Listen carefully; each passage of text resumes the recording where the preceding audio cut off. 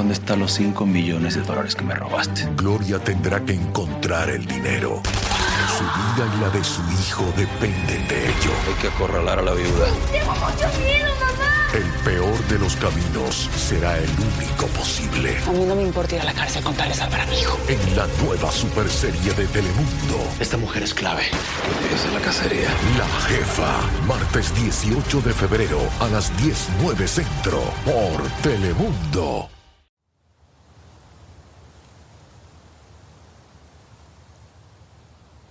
En el corazón del sur de Moscú, el parque Vitsevsky, más conocido como Vitsa, se despliega a lo largo de 22 kilómetros cuadrados, siendo 6 veces más grande que el Central Park.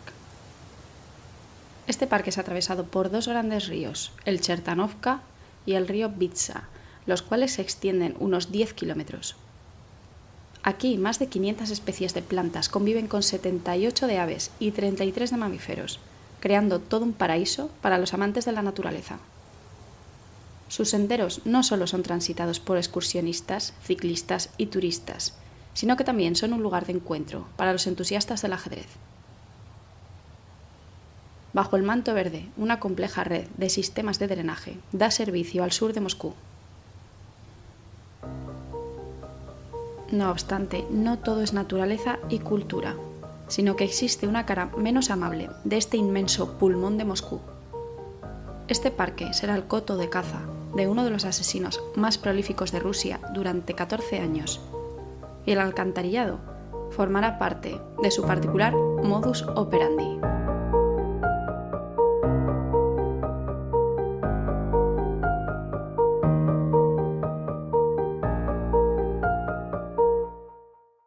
Bienvenidos a Criminología en Serie. Mi nombre es Alejandra Lavín y antes de empezar quería recordaros que la semana pasada hubo episodio para fans en iVoox y Spotify en el cual hablamos de un asesinato en masa, y el día 13 de junio hablaremos sobre la subcultura incel, la cual tiene mucho que ver con este perpetrador.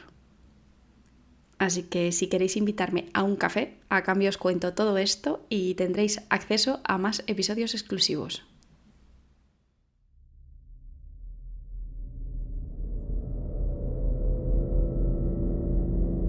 Hoy vamos a hablar sobre un asesino en serie que aspiraba a ser el más prolífico de Rusia, que admiraba a Andrei Chikatilo, a quien a su vez quería superar, y a quien se le atribuye la siguiente frase.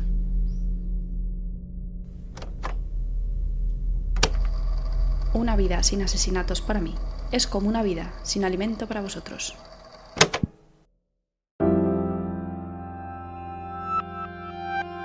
Alexander Georgievich Pichushkin nace el 9 de abril de 1974 en Mytichi, región a unos 19 kilómetros de Moscú. Su madre, Natalia Pichushkina, se divorcia cuando el pequeño Alexander tiene 9 meses. No obstante, el Murad, el padre de esta, estará muy presente en la crianza del niño. Cuando Alexander cuenta con 4 años, se muda a un apartamento en Moscú, en la calle Kersonskaya, donde vivirá el resto de su vida. Más o menos con esta edad, una tarde en la que el pequeño Alexander se encuentra jugando, se cae y se golpea fuertemente en la cabeza. El golpe se le hincha, lo que puede llegar a ser habitual, pero también se encuentra bastante mareado, por lo que Natalia, su madre, le lleva inmediatamente al hospital. Le diagnostican una lesión cerebral traumática severa y después de una semana ingresado, vuelve a casa. Sin embargo, al parecer muestra ciertas secuelas.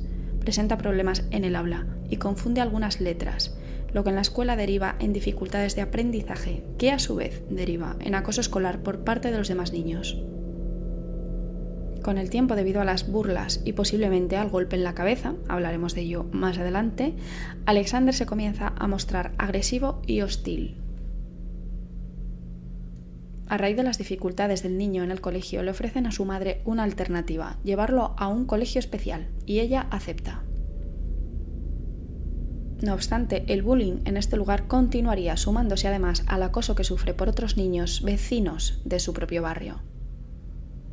Incluso cuando tiene 13 años y su madre cumple uno de sus sueños, darle dinero para un ciclomotor, a los pocos días aparece en casa magullado y sin el vehículo. Nunca lo recupera, pero al parecer los ladrones fueron los mismos chicos de su barrio. Al margen del acoso, a Alexander le gusta andar en bici y coleccionar pines conmemorativos en una cajita. Su abuelo se volcaría aún más en su educación a partir de las dificultades que ve enfrentar a su nieto. Se les ve juntos muy a menudo paseando por el parque Bitsa y jugando al ajedrez. Como veremos, el ajedrez es lo único que Alexander puede controlar y controlará a lo largo de su vida. Con el tiempo, Natalia vuelve a casarse y se queda embarazada de nuevo de una niña llamada Katia. Sin embargo, este matrimonio también se terminaría. En lo que respecta al siguiente acontecimiento, hay varias versiones en cuanto a hechos y edad de Alexander. Llega un momento en el que su abuelo desaparece de su vida. La mayoría de fuentes hablan de su fallecimiento, no obstante, varios periódicos rusos hablan de su mudanza a otra parte de Moscú. También hay discrepancias en cuanto a si esto ocurre cuando Alexander cuenta con 14 o 18 años.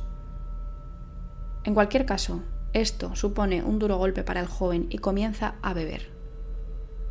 A partir de este momento, el alcohol formaría parte de su vida de manera continuada. Cuando termina el colegio, comienza en una escuela de oficios para estudiar carpintería y hace algunos cambios en su vida. Escribe poesía y realiza ejercicio. Bien sea por estos cambios o porque, como él mismo dirá más adelante, quiere aprender a manipular a las personas, hace un buen grupo de amigos, entre los que se encuentra un tal Mikhail Ovdichuk. Me temo, como ya os habréis dado cuenta, que hoy me vais a tener que perdonar con la pronunciación. Durante su adolescencia, Alexander es llamado a presentarse al servicio militar obligatorio. Sin embargo, en la oficina de reclutamiento lo envían al hospital psiquiátrico de Kashchenko para ser evaluado. Allí lo declaran no apto y recomiendan que siga un tratamiento el cual no se dará en ningún momento. ¿Es posible que ya vieran que algo no está bien en el comportamiento de Alexander? Andrei Chikatilo, conocido como el carnicero de Rostov, es un asesino en serie soviético que confiesa haber matado a 56 personas, principalmente niños y jóvenes. Sus crímenes tienen una motivación sexual e incluyen canibalismo. Su juicio comienza en 1992, donde es condenado por 52 asesinatos y sentenciado a muerte. Además de seguir su juicio día a día, Alexander siente tal admiración por el carnicero de Rostov que utiliza camisas de cuadros similares a las que suele vestir él. Cuando Chikatilo es considerado el peor asesino en serie de la historia del país, Alexander afirma delante de su grupo de amigos que ese título le pertenece a él. Obviamente se lo tomarían como una broma, pero el que más le sigue la corriente es Mikhail, quien comienza a hablar y a fantasear con Alexander sobre cómo llevarían a cabo los asesinatos. El 27 de julio de 1992, nuestro protagonista invita a su amigo Mikhail a caminar por el parque Bitsa, donde supuestamente buscarían un lugar para esconder un cadáver.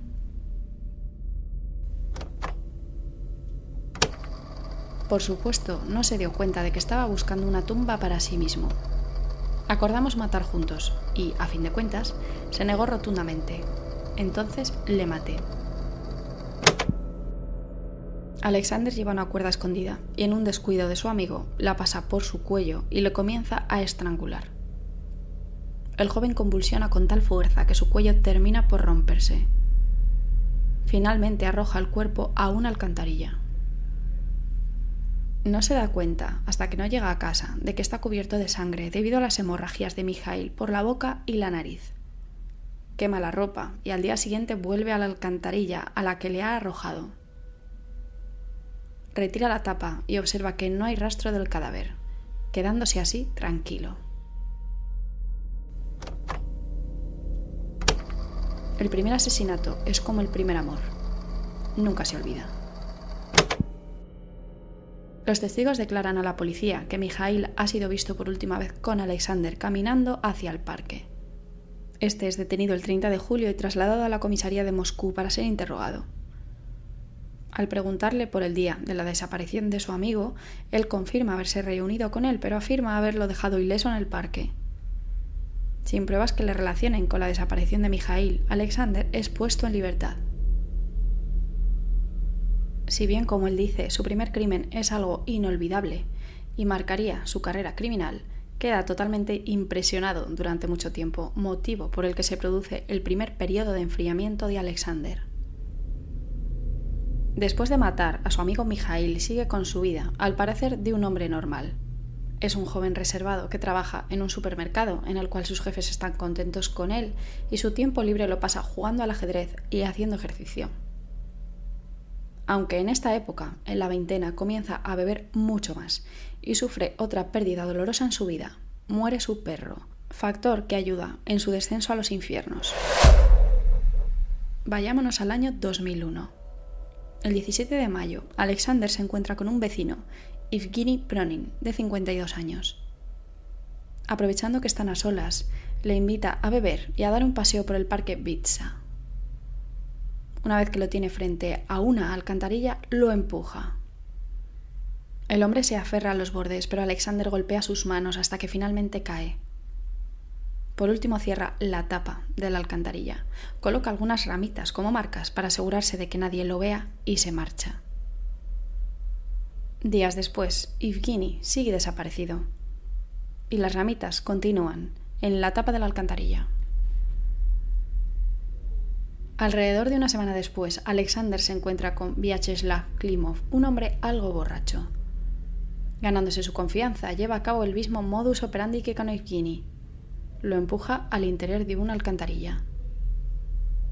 En junio asesina a otras 3 personas más.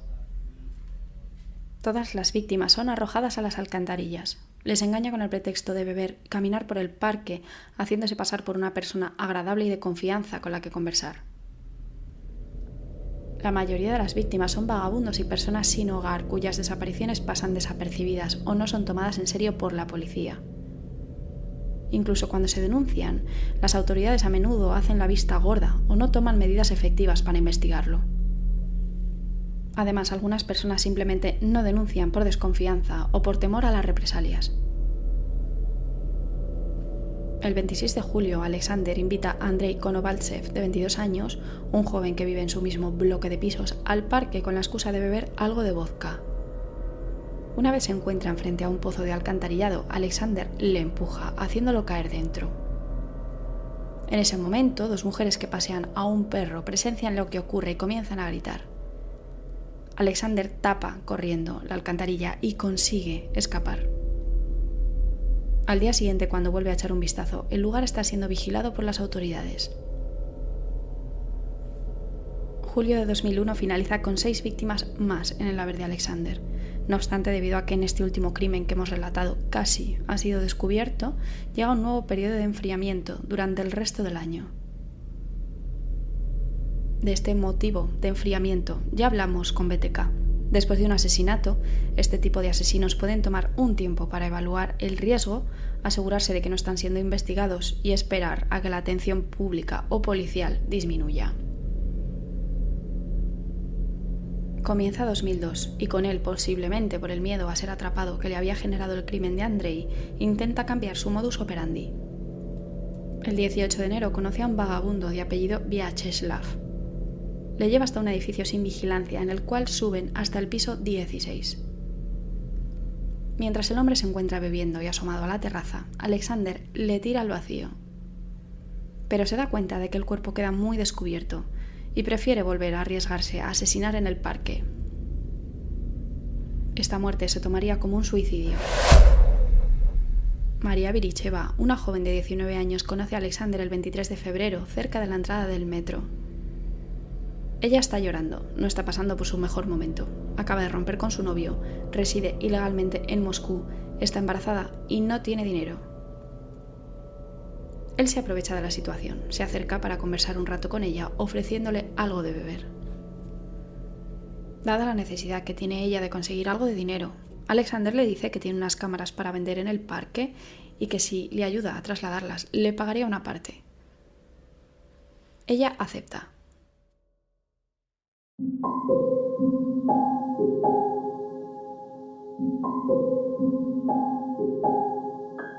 Cuando llegan a una alcantarilla, Alexander la abre y dice a la mujer que están ahí que mire dentro. Cuando María está distraída, la empuja y cae varios metros hasta el frío agua del fondo. Es arrastrada hasta que consigue agarrarse a una escalera. No obstante, cuando sube hasta la tapa no consigue levantarla. Se pasa la noche gritando y llorando hasta que al día siguiente por la mañana alguien oye su voz y la ayuda a salir.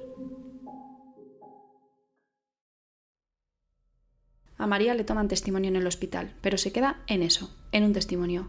La policía no hace nada, o bien porque es una chica sin papeles que consideran que no le importa a nadie, o porque simplemente no les apetece tirar del hilo.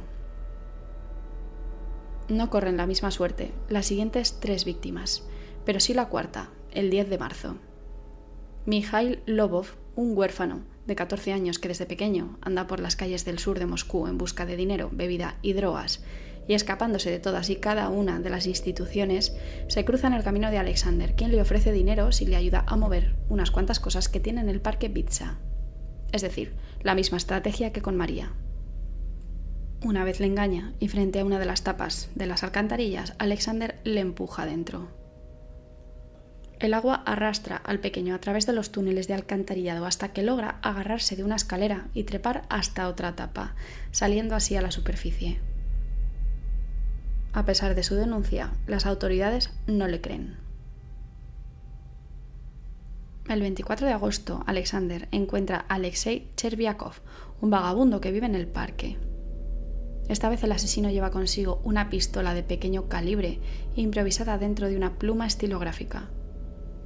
Encuentra al hombre dormido y le dispara en la cabeza, causándole la muerte instantánea. Estaba harto de los pozos, se volvió aburrido, quería experimentar. Asesina a 3 personas más de esta manera, no obstante el 30 de septiembre no consigue matar a Sergei Fedorov con este método, por lo que le remata con un martillo, encontrando así su nuevo y definitivo modus operandi. El 2 de noviembre, con el asesinato de Alexei Pushkov, casi vuelve a ser detenido debido a que hay testigos que dicen haberle visto al lado de Alexander Pichushkin. No obstante, esta información no se tiene en cuenta. El último asesinato de 2002 ocurre el día 12 de noviembre. Y llegamos así al año 2003. Los asesinatos comienzan en marzo, el día 27, concretamente. Desde este día hasta el 14 de noviembre asesina a 8 personas. El 15 de noviembre, Alexander lleva a un vecino, Konstantin Polikarpov, al parque. Después de beber un rato, golpea al hombre 3 veces en la cabeza con un martillo y lo arroja a una de las alcantarillas. Sin embargo, a pesar de los golpes, Polikarpov no pierde el conocimiento y logra salir por otra abertura. Aunque sobrevive, sufre graves daños cerebrales que le impiden recordar el ataque y le dejan secuelas permanentes, volviéndolo discapacitado de por vida. Con esta víctima se cuentan 3 tentativas de homicidio. Este nuevo incidente vuelve a conmocionar a Alexander, por lo que vuelve a tener un largo periodo de enfriamiento, como de 1 año y medio. Pero solo sería la calma que precedería a la tempestad, ya que aún, y aunque parezca mentira, Alexander no había mostrado aún su cara más brutal y sangrienta, la cual daría comienzo en el año 2005. El 8 de junio asesina a otro conocido, golpeándolo con su martillo y arrojándolo a las alcantarillas. No obstante, después de este crimen necesita algo más. Ya no le basta con arrojar a los pozos o golpear a las víctimas hasta su muerte. A partir de ahora cambiaría su modus operandi y más adelante dejaría una firma muy personal en los cadáveres. Necesita un reconocimiento por sus crímenes y arrojando a las víctimas por las alcantarillas no se lo daba debido a que nunca los encontraban.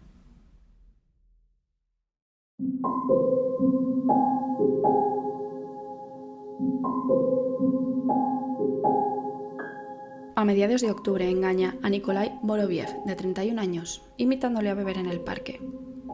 El hombre en principio acepta, pero también desconfía y no quiere acercarse allí. Entonces Alexander debe improvisar. Una vez se sientan en un lugar apartado cercano a una tienda, le golpea con el martillo en la cabeza. La víctima logra escapar, no obstante comete el error de entrar en la zona más boscosa del parque, donde su asesino le alcanza y le remata con varios golpes. Los gritos del hombre no parecen ser escuchados por nadie. Siguiendo su nuevo modus operandi, abandona a la víctima en el parque, a la vista de todos.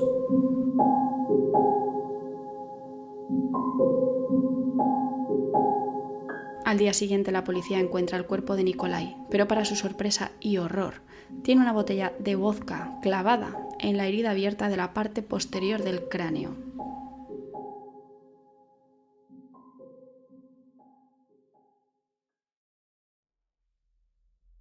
Y es cuando comienza la investigación por parte de la policía, con la certeza de que había un asesino en serie suelto por Moscú. A partir de ahora, su modus operandi consiste en engañar igualmente a sus víctimas con el pretexto de beber y pasear por el parque, pero esta vez serían golpeados hasta la muerte en el cráneo, preferiblemente en la parte posterior, y Alexander les clavaría un palo o una botella de vodka en la herida. Por la noche el bosque está muy tranquilo, y cuando una persona yace con la cabeza rota, sale un silbido fuerte y desagradable. Si mueves el cerebro, el silbido cesa. Así que usé lo que tenía en mis manos. Los cadáveres continúan acumulándose en los últimos meses de 2005 y con el asesinato de Vladimir Dudukin, de 73 años, la televisión y la prensa se hacen eco de la noticia, hablando del maníaco de Bitsa. Incluso Katia, la hermana de Alexander, le habla sobre el loco que actúa en el parque cercano a su casa. ¿Este loco es tan fascinante? ¿Quién es?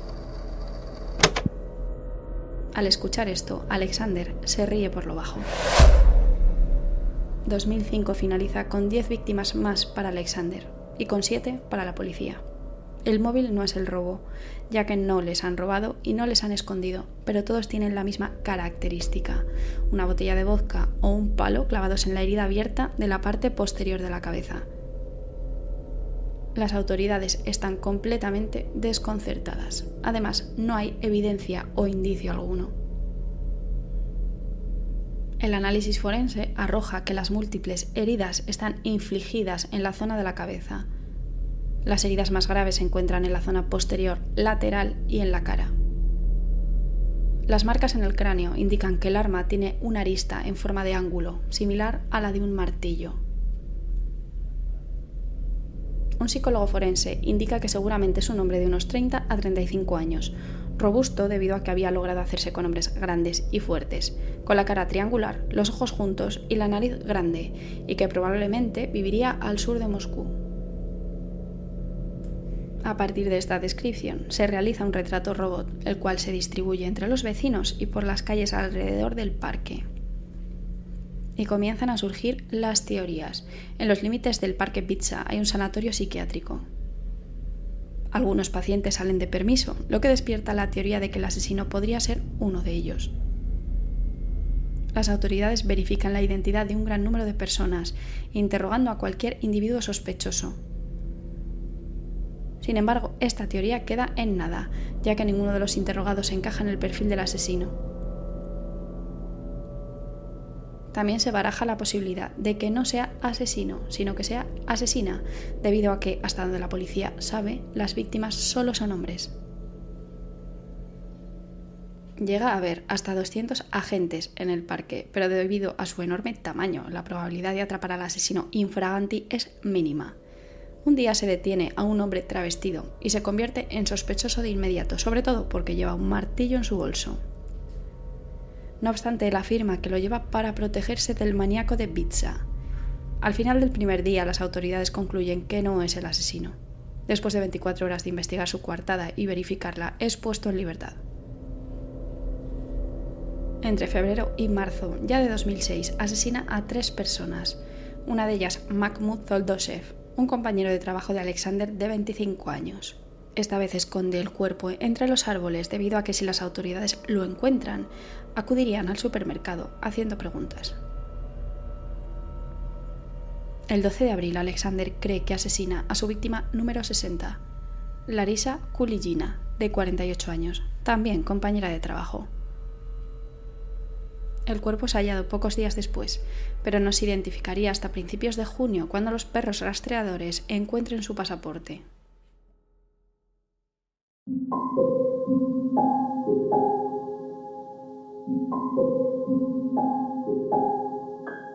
El 14 de junio, Marina Moskalyova, madre soltera de 36 años, se arregla para quedar con un compañero de trabajo. La ha invitado a dar un paseo por el parque. Antes de salir intenta llamar a su hijo para decirle dónde va, pero el teléfono no funciona, por lo que deja en una nota el nombre y el número de teléfono de un tal Sasha. Normalmente en Rusia los que se llaman Alexander son llamados Sasha de manera cariñosa. Acude caminando a la estación de metro, donde ha quedado con Alexander, y allí le ve vestido con un pantalón oscuro, una camiseta clara y una chaqueta tipo bomber también oscura. Lo que no sabe Marina es que en la bolsa que Sasha lleva en la mano porta un martillo.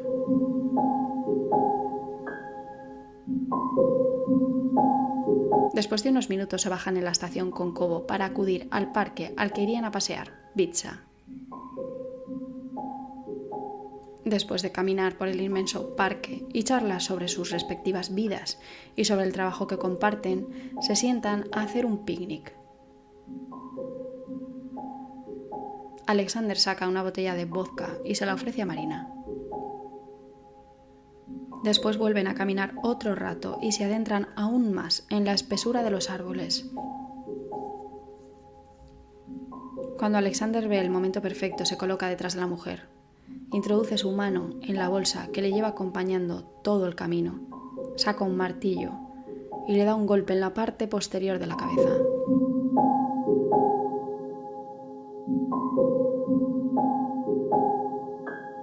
Cuando Marina cae al suelo, lejos de darse por satisfecho, le asesta otros 6 golpes en el cráneo. Una vez muerta, introduce el cuello de la botella de vodka en la herida abierta de su cabeza. Finalmente arrastra el cuerpo hasta la orilla de un pequeño riachuelo.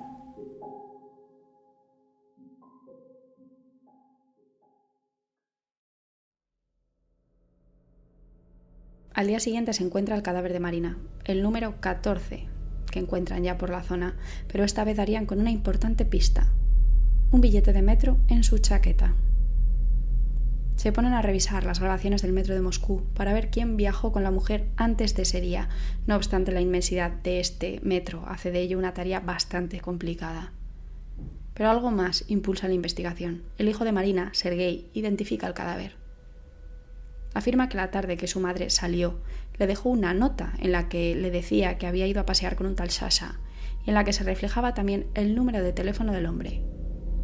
Cuando Marina se retrasó, Sergei llamó al número de la nota. El hombre que le contestó, el tal Sasha, le dijo que efectivamente conoce a su madre, pero que no había estado con ella. Mientras, el equipo que se dedica a investigar las cámaras consigue encontrar las imágenes de Marina acompañada de un hombre y también dan con la dirección de Sasha a través del número de teléfono de la nota. El número corresponde a un hombre de 32 años, trabajador de un supermercado, Alexander Pichushkin. Alexander vive junto a su madre Natalia Pichushkina, su hermana Katia, con su esposo, también de nombre Alexander, y su hijo de 6 años, Sergei. El 16 de junio, por la noche entre las 10 y las 11, las autoridades se preparan para detener a Alexander. Cuando llaman, Natalia abre la puerta y los oficiales le dicen que necesitan hablar con su hijo sobre unos robos en la zona. Ella le pregunta a Alexander si eso es cierto y él lo niega. Se muestra tranquilo y les pide a los oficiales que le permitan vestirse. Se pone su ropa, coge su abrigo y sale con los policías sin oponer resistencia. Se encuentra muy tranquilo y en el interrogatorio lo niega todo. No obstante, cuando le enseñan las grabaciones del metro y la nota que Marina había dejado a su hijo, sabe que está atrapado y a las pocas horas confiesa el asesinato diciendo: el maníaco de Vitsa soy yo. Sin embargo, las autoridades aún no saben que tienen a uno de los asesinos más prolíficos de Rusia delante de sus narices.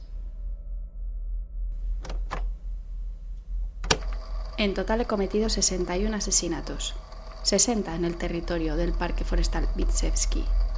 Durante 14 años hice lo que se me vino en gana. Era casi como Dios. Nadie podía frenarme. La policía se queda atónita. Solo han encontrado 14 cadáveres. ¿Cómo es posible que el hombre que tienen delante afirme haber asesinado a 61 personas?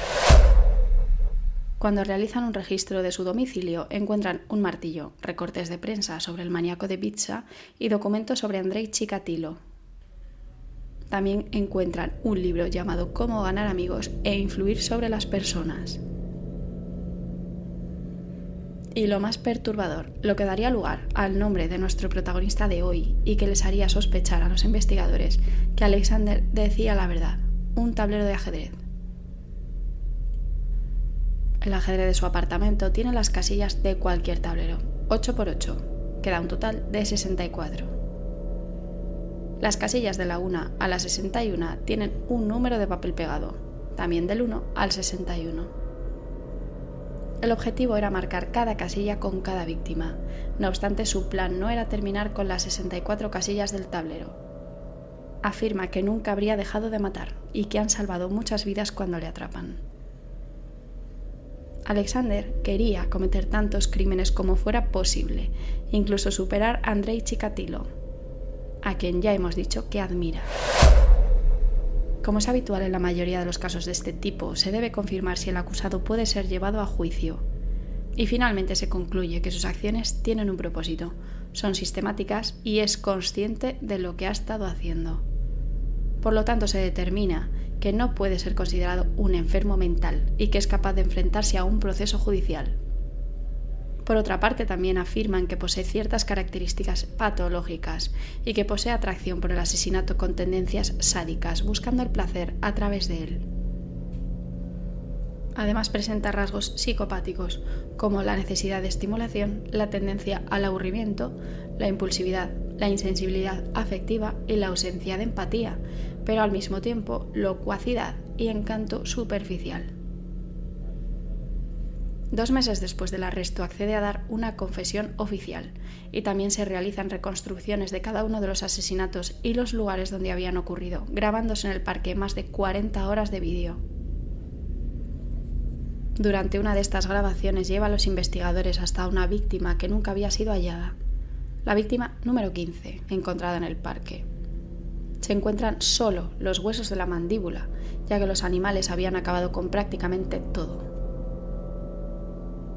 Los restos pertenecen a Oleg Labkenenko, un hombre de 36 años de San Petersburgo que había llegado a Moscú en busca de un destino mejor.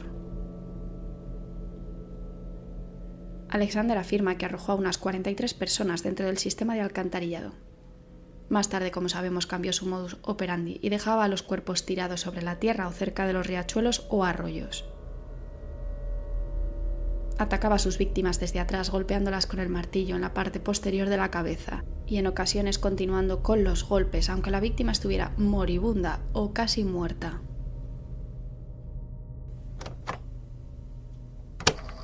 Le golpeé aquí varias veces en la cabeza para rompérsela. Después le clavé la botella de vodka. Quería usar un palo, pero no cabía. Lo tiré y clavé la botella. Estuvo resollando mucho tiempo, incluso cuando ya estaba muerto. Lo golpeé otra vez en la mandíbula. No obstante, la acusación de Alexander no puede depender solo de su confesión. Las heridas en la cabeza de Boris Grishin, de 64 años, asesinado en el parque en diciembre de 2005, presentan trozos de plástico. Cuando se detiene a Alexander y se comparan estas partículas con el mango del martillo, coinciden. Y el 13 de agosto de 2007 las autoridades revelan que ya tienen suficientes pruebas para acusar a Alexander Pichushkin de 49 asesinatos y 3 tentativas de homicidio. El juicio comienza el 13 de septiembre. Alexander asiste a su juicio esposado y es encerrado en una jaula de cristal, debido a la violencia de sus crímenes y a la seguridad del público. El juez le pregunta si se declara culpable de los 49 asesinatos y las 3 tentativas de homicidio, y él responde: quiero decir que varios problemas de naturaleza personal aún no se han resuelto, y por lo tanto hoy no me declararé culpable ni daré ninguna prueba. Al parecer el problema que tiene Alexander es que desea ser transferido a una cárcel más cercana a los tribunales, donde ha estado alojado durante la investigación. Además, la madre del acusado también declara que su hijo es maltratado y que ella había tenido problemas para verlo. Una vez se resuelve este traslado, habla más y cuando declara nuevamente detalla cómo asesinó a sus víctimas sin mostrar remordimientos ni pedir perdón. Cuando le preguntan si se arrepiente de algo, él dice: sí, me arrepiento de una cosa. Me arrepiento de que me arrestaran tan pronto. Estaba planeando matar a otra mujer a los 2 días. También afirma que en ocasiones había eyaculado mientras cometía los crímenes, pero que no había violado a las víctimas. Y el 10 de octubre, debido a su ansia de reconocimiento y a querer superar a Chikatilo en víctimas, solicita al juez que añada a la acusación otros 11 asesinatos. Incluso suponiendo que permanezca en prisión durante 61 años, es decir, toda una vida humana, resultará 1 año por cada asesinato. Dan más por robo. Y si me matan, entonces me matarán una vez. Es decir, no seré el perdedor en ninguna opción. El 24 de octubre de 2007 comienza la deliberación por parte del jurado de 48 asesinatos y 3 tentativas de homicidio. La acusación queda reducida a 51 cargos debido a que uno de los asesinatos había prescrito, es decir, un cargo menos. Este es por el crimen de su amigo Mikhail, recordemos, ocurrido en 1992, su primer crimen. Después de una deliberación de menos de 3 horas, el jurado le considera culpable de forma unánime. En varios días se conocería la sentencia.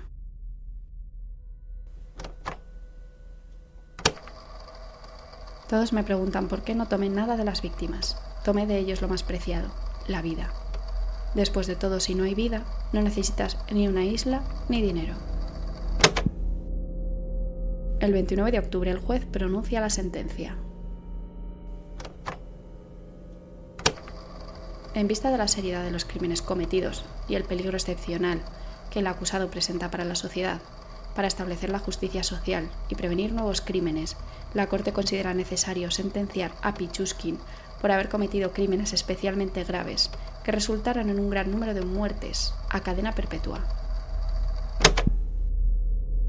La pena capital está contemplada en el actual Código Penal ruso para delitos especialmente graves contra la vida.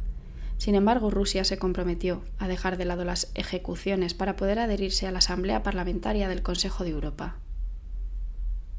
El último convicto que fue condenado a muerte fue Sergei Golovkin y fue ejecutado de un disparo en la nuca el 2 de agosto de 1996. Alexander apela la sentencia, alegando que es demasiado dura, pidiendo una reducción a 25 años. Obviamente se la deniegan. Pichushkin pasa algunas semanas en su lugar de detención temporal, pero finalmente es trasladado a una colonia penal de alta seguridad conocida como Búho Polar. Debe permanecer aislado durante los primeros 15 años.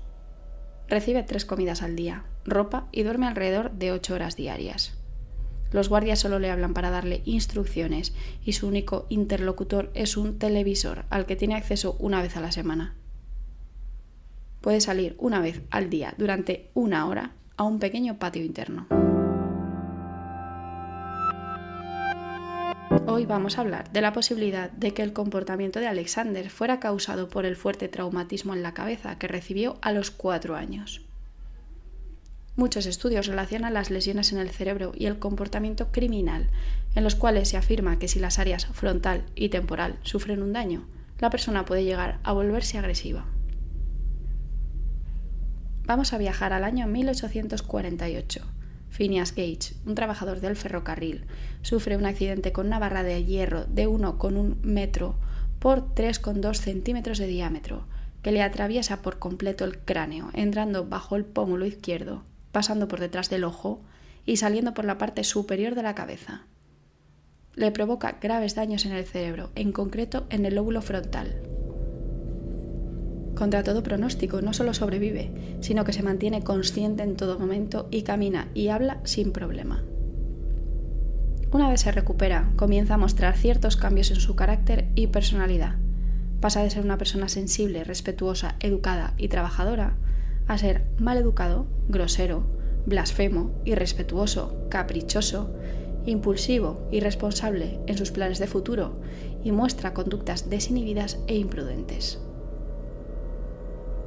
Pero Phineas no es el único milagro médico.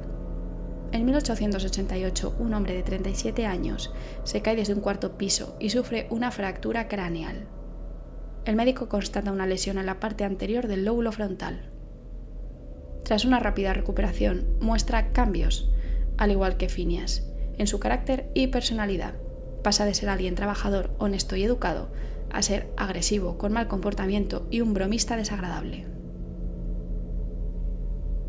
Este último se describe como uno de los primeros casos en que se relacionan rasgos de tipo psicopático con un daño cerebral. Estudios posteriores con pacientes con daños en la corteza prefrontal presentan una inadecuada toma de decisiones, falta de inhibición o control emocional, impulsividad y conductas de riesgo. Investigaciones más recientes, utilizando técnicas de neuroimagen con personas con comportamientos violentos y criminales, muestran alteraciones en regiones localizadas en la corteza prefrontal y el sistema límbico, al que pertenecen estructuras como la amígdala, por ejemplo. Dichas técnicas han encontrado en general variaciones en el volumen en bastantes de estas estructuras, aunque hay que decir que no siempre los datos son consistentes. En este sentido, es necesario reconocer que cada estructura tiene subdivisiones o núcleos específicos, lo que puede dificultar la identificación de diferencias si se analiza la estructura en su conjunto. Además, el tamaño de una estructura no necesariamente indica su influencia en la regulación del comportamiento. En algunos casos, las variaciones en la actividad cerebral pueden ocurrir sin cambios evidentes en el volumen de una región, lo que destaca la importancia de enfocarse en las posibles alteraciones de la actividad cerebral y su impacto en el comportamiento. También es importante señalar que, si bien en Alexander el traumatismo pudo ocasionar en él estas conductas, el ambiente también pudo influir en su comportamiento ya predispuesto a la violencia a causa del golpe.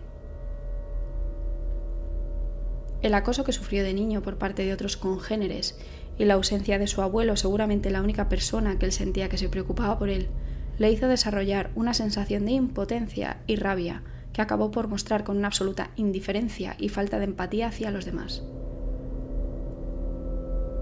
Los psiquiatras que trataron a Alexander hablaban de su necesidad de estímulos para sentirse vivo en una vida rutinaria en la que se sentía aislado e incomprendido.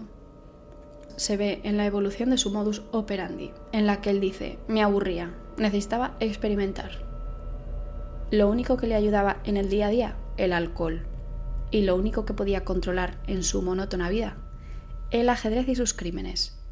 Por ello sus víctimas eran para él las piezas de un tablero de ajedrez.